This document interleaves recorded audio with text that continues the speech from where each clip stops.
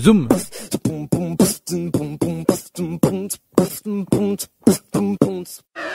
Zoom.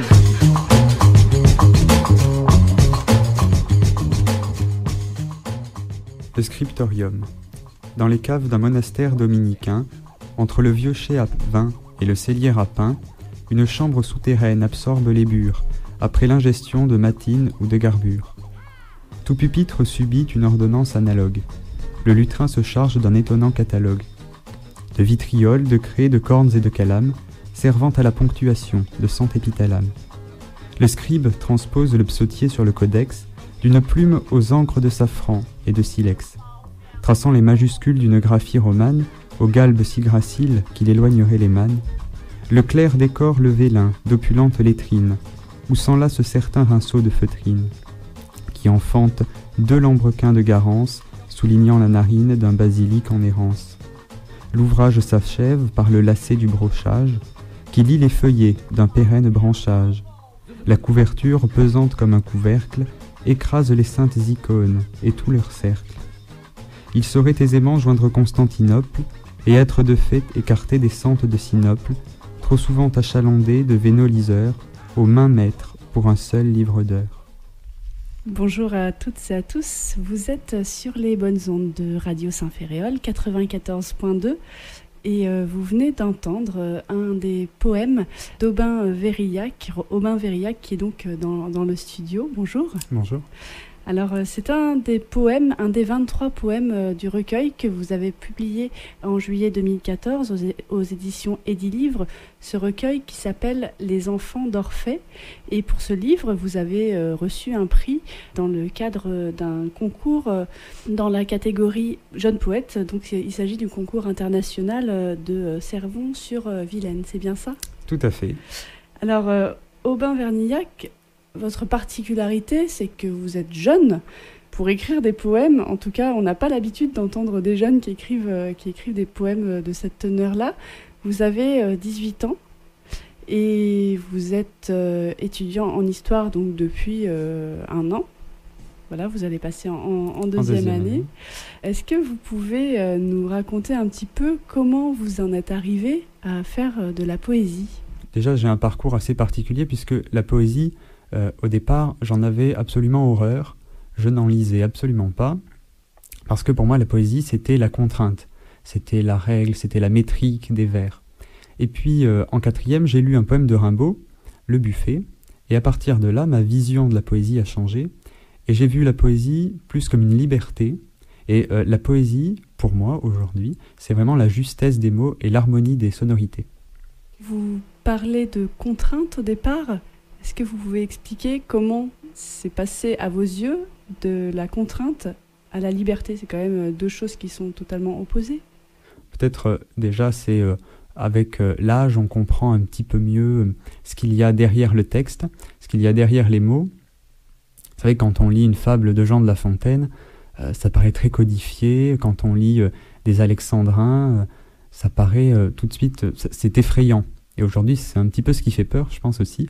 Alors que finalement, on peut écrire des vers libres qui sont beaucoup plus faciles et à la portée de tout le monde. Donc tout le monde peut écrire de la poésie et tout le monde peut de fait en lire.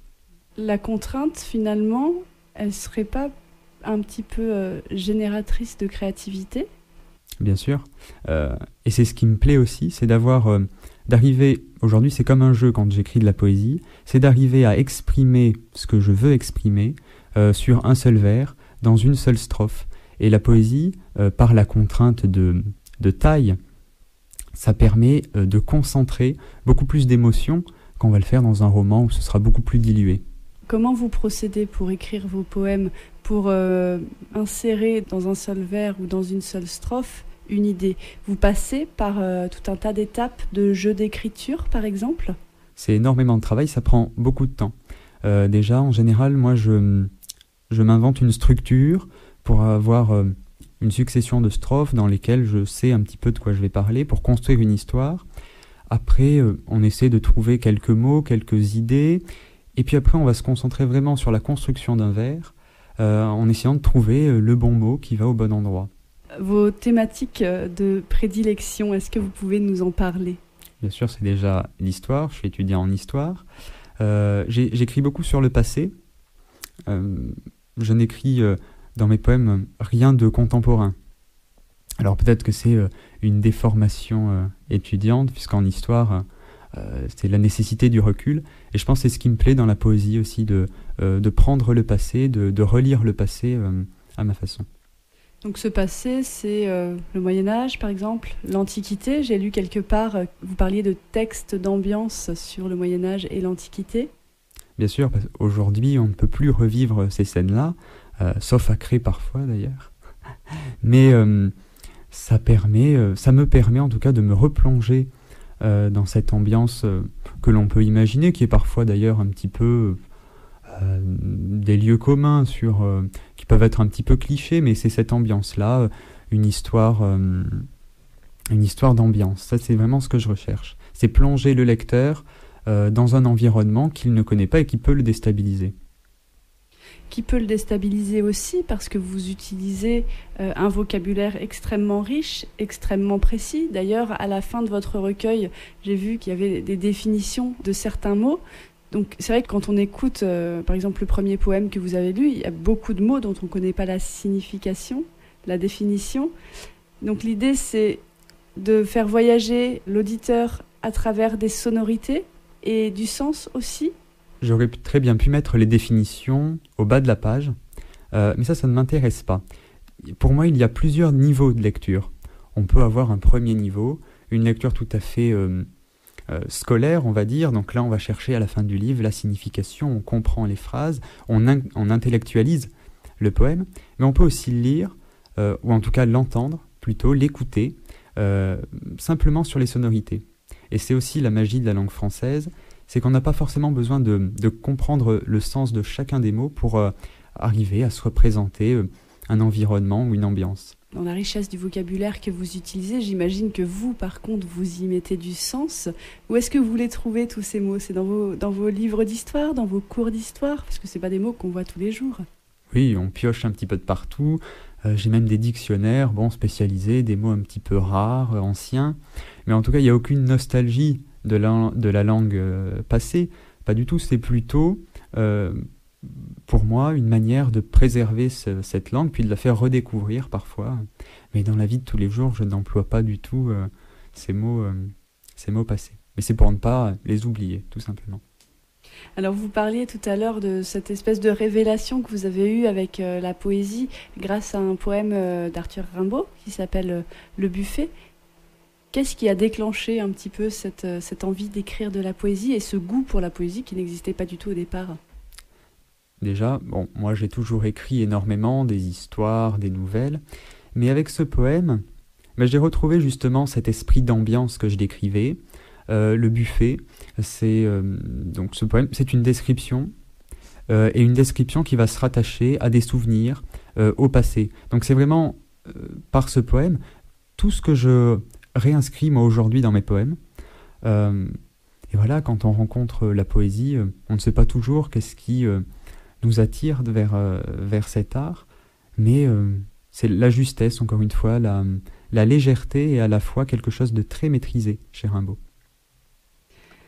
Alors, est-ce qu'on peut vous écouter lire un deuxième poème donc, de ce recueil qui s'appelle « Les enfants d'Orphée » ? Bien sûr. Tolérance. Sous ces forêts de châtaigniers se réunit l'assemblée, dans l'ombre du désert fertile où germe l'épi de blé. Marchant des jours durant pour venir en ces lieux, à l'heure des cantilènes le trépas est bien oublieux. Toutes tremblantes les femmes se retournent soudain, tandis que cachés, les hommes attendent les paladins.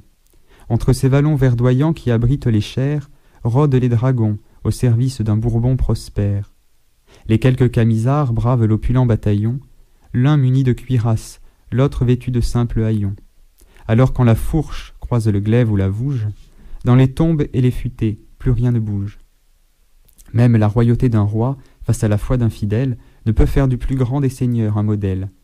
Bien qu'il descende dans les caves pour brûler les édits, ni l'or ni la loi ne triomphera de ses braves ennemis. La rame ou la geôle attend ses résistants téméraires, enchaînés par milliers aux pagaies des galères, enfermés par centaines dans des tours pétrifiées, l'enfant suspendu au sein de sa mère est terrifié. Un ruisseau de sang coule du haut des montagnes, au fer traînant la cheville creuse jusques au bagne. Perdus au fond des mémoires ou derrière des miroirs, nous découvrons ces trésors en rouvrant des tiroirs. Alors on se trouve dans quelle époque là? Ah, là ce sont les guerres de religion qui vont mettre la France à feu et à sang. On est encore dans cette période monarchique que j'aime beaucoup aussi. Est-ce que vos poèmes, vous les partagez notamment avec d'autres étudiants en histoire? Ça peut les intéresser aussi? Pas forcément avec des étudiants, mais en tout cas avec la publication de mon ouvrage, j'ai vraiment eu plaisir à partager mes poèmes. Et notamment à Bourg-de-Péage, j'ai pu participer au Printemps des Poètes, Claude L'Hermitage, avec une rencontre intergénérationnelle. Et j'ai vraiment vu avec plaisir que la poésie intéressait encore énormément de monde, même si on ne comprend pas tous les mots ou tous les vers. Vos poèmes, ils sont destinés à être lus, je veux dire, avec les yeux, quand on est seul devant un livre, ou à être dit? À être lu, bien sûr, c'est la destinée d'un livre, mais avec la poésie, plus qu'avec le roman, plus qu'avec tout autre genre littéraire, c'est l'audition. Il faut entendre un poème pour en saisir la totalité, et je le dis dans ma préface, et je partage l'avis de Voltaire, la poésie c'est avant tout une musique.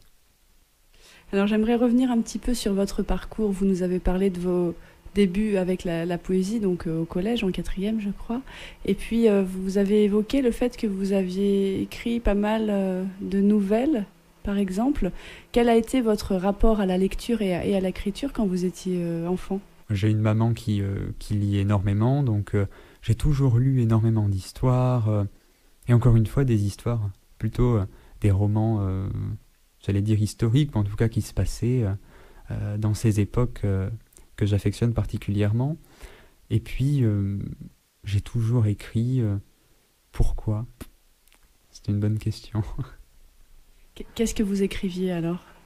Des petites histoires, des histoires courtes? Voilà, tout à fait, des petites histoires. Voilà, je m'inventais mes petits personnages, aussi de l'imaginaire. Vous vous inspiriez de qui? Alors, il y a un auteur que j'aimais beaucoup, c'était Roald Dahl. Donc, tous ces livres avec ce mélange entre la réalité et puis des personnages un petit peu fantastiques, des sorcières ou des êtres un petit peu étranges. Oui, Roald Dahl, il a écrit notamment Charlie et la chocolaterie, qui doit être le plus connu. Bien sûr. Et il y en a d'autres. Oui, Sacrée sorcière. Ouais, je me souviens de James et la grosse pêche. Celui-ci aussi, oui, bien sûr. Donc voilà, toujours ce mélange entre réalité et puis imaginaire. Donc ça me plaisait beaucoup. Et vous vous souvenez à quand ça remonte, cette écriture, l'histoire? Non, pour moi, c'était hier, donc non, je n'en ai aucune idée. J'ai lu aussi quelque part que pour vous, écrire, c'était devenu un besoin, voire même une obsession. Oui, parfois parfois on a cette envie d'écrire qu'on ne peut pas réprimer. À l'inverse, parfois, pendant 1 semaine, 2 semaines, ça ne vient pas. Donc il y a aussi un mûrissement quand on choisit un sujet pour un texte. Parfois on écrit très rapidement, j'allais dire très bien, très rapidement, très facilement, et puis parfois il y a des blocages. Et donc c'est ça aussi qui me permet d'évoluer dans mon écriture, c'est quand on se confronte à ces blocages pour essayer de trouver la bonne combinaison. Vous écrivez quotidiennement? Oui, j'essaie d'écrire le plus souvent possible, sauf en période d'examen ou vraiment quand j'ai un emploi du temps chargé, mais sinon j'essaie toujours de me préserver un petit moment d'écriture, ou en tout cas de réflexion sur mon écriture. Et les contes et autres nouvelles, est-ce que vous en écrivez toujours ou est-ce que vous vous cantonnez à la poésie aujourd'hui? Aujourd'hui, je n'écris plus que de la poésie. Vous savez pourquoi? Je ne sais pas. Mais j'ai gardé chacun des textes que j'ai pu écrire auparavant et je les relis parfois. Qu'est-ce que ça vous évoque quand vous relisez des textes un peu qui ont quelques années? On va dire que ça me fait rire. Hein. Au niveau orthographique ou grammatical, des fois c'est assez rigolo de voir la manière dont on écrit, et puis aussi de voir l'évolution. Quand je lis aujourd'hui les poèmes qui sont dans ce recueil, et puis quand je me retourne sur ce que j'ai pu écrire avant, on constate le chemin parcouru. J'imagine que le vocabulaire aussi a dû évoluer, parce que finalement, entre, 12 et 18 ans, on évolue quand même. Bien sûr. Il y avait un vocabulaire très simple, quelques mots qui se répétaient très souvent, beaucoup de répétitions. Et ça vient avec l'âge, bien sûr, la diversité du vocabulaire. Mais je voudrais savoir aujourd'hui, quels sont vos projets avec l'écriture? Vous avez édité un premier recueil, vous écrivez quasi quotidiennement, voire quotidiennement. Quel est l'objectif de tout ça? Qu'est-ce que vous voulez en faire? Je vais sûrement publier un deuxième recueil d'ici peut-être un an, parce qu'il ne faut pas se presser en littérature. Et puis, j'ai découvert aussi vraiment par, comme je le disais, le Printemps des poètes, et puis d'autres moments où j'ai pu lire mes textes, ce plaisir du partage, de ce qu'on a écrit, de ce l'on écrit. Donc, publier un deuxième livre, oui, mais avant tout partager ceux qui sont déjà écrits. Et puis j'imagine aussi, le Printemps des poètes, par exemple, c'est aussi une occasion d'échanger avec d'autres poètes, et j'imagine que ça doit être enrichissant. Ça vient peut-être nourrir, ou en tout cas questionner votre démarche à vous. Oui, alors, c'est vrai que j'ai pas rencontré énormément d'autres poètes, mais déjà l'avis, l'opinion ou les propositions j'allais dire de n'importe qui, de tout lecteur potentiel, est enrichissant, bien que chacun finalement puisse être poète à son tour. Donc quand un lecteur qui me parle ou qui me donne son impression sur mes textes, c'est déjà une grande satisfaction. J'aimerais savoir également quels sont les auteurs que vous lisez aujourd'hui, et si parmi eux il y a des auteurs d'aujourd'hui. Non, malheureusement. Bon, en poète, bien sûr, c'est un petit peu classique ou cliché, mais Victor Hugo est vraiment le poète majeur, Baudelaire aussi, Rimbaud. Alors pourquoi ces poètes très classiques?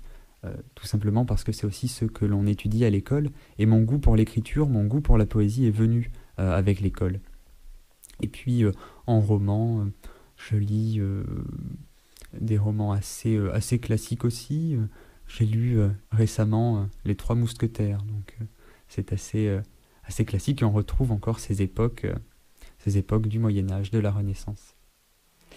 Alors vous, votre recueil de poèmes s'appelle Les Enfants d'Orphée. Est-ce que vous pouvez expliquer pourquoi et qui est Orphée? Donc Orphée, dans la mythologie grecque, c'est déjà une divinité lyrique. Donc ça, dans ma poésie, c'est aussi important, le lyrisme. Et puis c'est le protecteur des poètes, le protecteur de tout ce qui est créé, de la création générale. Et puis les enfants. Ce titre, à mon avis, bien en général, les titres des livres sont assez... ça se passe dans l'inconscient, mais Les Enfants d'Orphée, c'est tout simplement peut-être l'inspiration qui m'est donnée quand j'écris.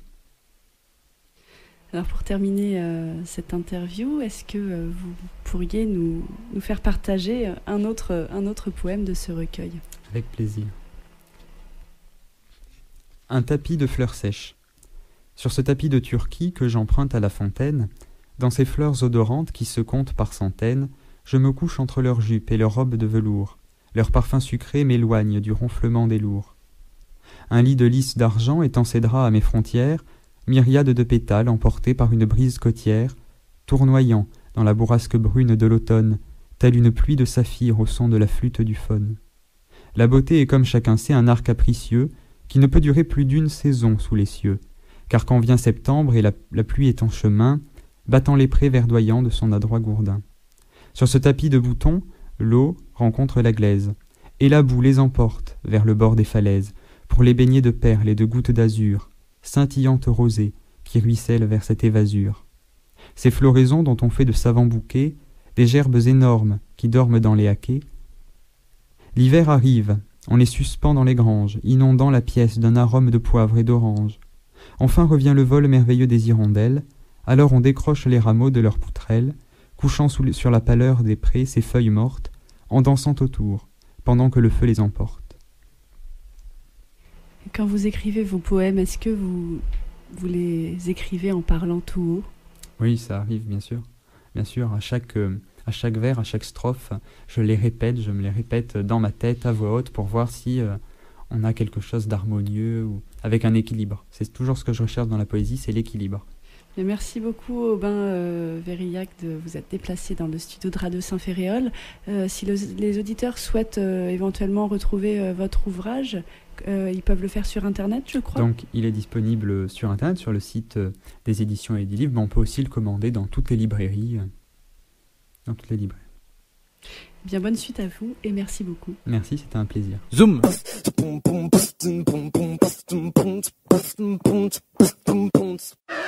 Zoom.